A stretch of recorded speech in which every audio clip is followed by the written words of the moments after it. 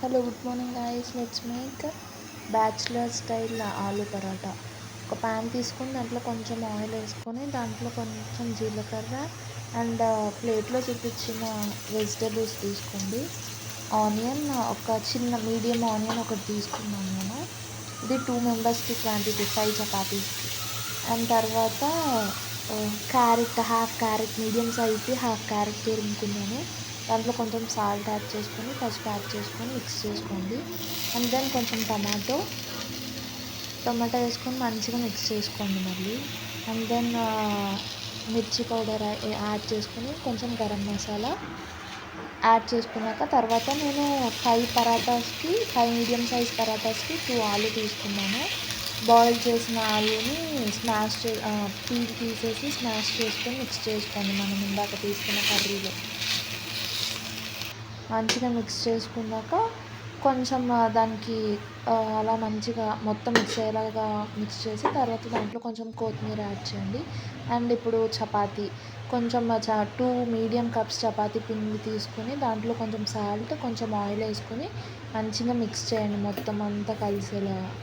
మంచిగా మిక్స్ చేశాక అంటే ఉప్పు ఒక దగ్గర ఉండిపోతుంది కాబట్టి మిక్స్ చేశాక కొంచెం వాటర్ వేసుకొని మంచిగా మిక్స్ చేసుకొని మనం ఇందాక చేసుకున్న స్టఫ్ని 5 బాల్స్ కింద చేసి పెట్టుకున్నాను. అండ్ చపాతీని కూడా 5 కింద డివైడ్ చేసుకున్నాను. అండ్ దెన్ చిన్నగా ఫస్ట్ చపాతీ ముద్ద ఉంటుంది కదా, అదే చపాతీ పిండి కొంచెం చిన్న సైజుగా పాముకుని దాంట్లో కొంచెం మనం ఇందాక ప్రిపేర్ చేసుకున్న కర్రీ ఉంది కదా, అదే స్టఫ్ కర్రీ, అది యాడ్ చేసుకోండి. ఇక్కడ నేనే వీడియో తీసి నేనే చేయడం వల్ల నాకు కొంచెం అలా ఉంది మీకు, సారీ గైస్. ఈవెన్చువల్గా అంతా ఇంప్రూవ్ చేసుకుంటా. అండ్ దెన్ దాన్ని మంచిగా ఆ స్టఫింగ్ అనేది మంచిగా క్లోజ్ చేయండి చపాతీతో.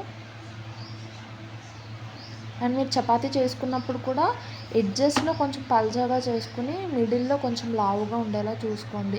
ఆ స్టఫ్ పెట్టాక నొక్కుకోండి, ఎందుకంటే మనం లోపల పెట్టిన కర్రీ అనేది ఈక్వల్గా స్ప్రెడ్ అయ్యేలాగా అలా చేసుకోండి నొక్కుకొని చేత్తో.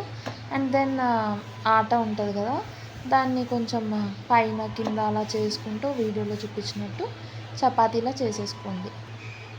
మంచిగా చపాతీలా చేసుకుని ఆ థిక్నెస్ ఉండాలి మినిమమ్. అండ్ దెన్ కాల్చేసుకోవడమే ఇంకా ప్యాన్ మీద వేసుకొని. నేను ఇక్కడ గీతో కాలుస్తున్నాను. మీకు గీ లేదు అనిపిస్తే ఆయిల్తో కూడా కాల్చుకోవచ్చు, ప్రాబ్లం ఏమి ఉండదు. కాకపోతే గీతో ఏంటంటే కొంచెం ఫ్లేవర్ వస్తుందని నేను గీతో కాల్చుకున్నాను ఇక్కడ.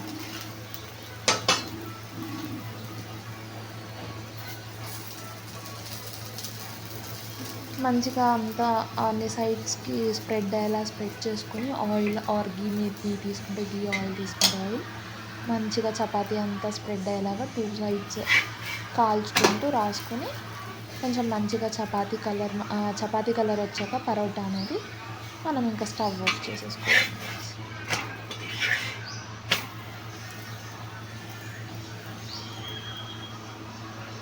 సైడ్స్ కాలాలని నేను కొంచెం సైడ్కి వేసాను అనమాట. సైడ్ది మిడిల్లోకి వచ్చేలా వేసుకోవాలి. అప్పుడు ఏంటంటే సైడ్స్ కూడా మనకి కొంచెం మంచిగా రోస్ట్ అవుతాయి. లేకపోతే మనకి పిండి కింద ఉంటుంది పరాటా అనేది, పిండిగా ఉంటుంది కాబట్టి అంత బాగోదు. కాబట్టి సైడ్స్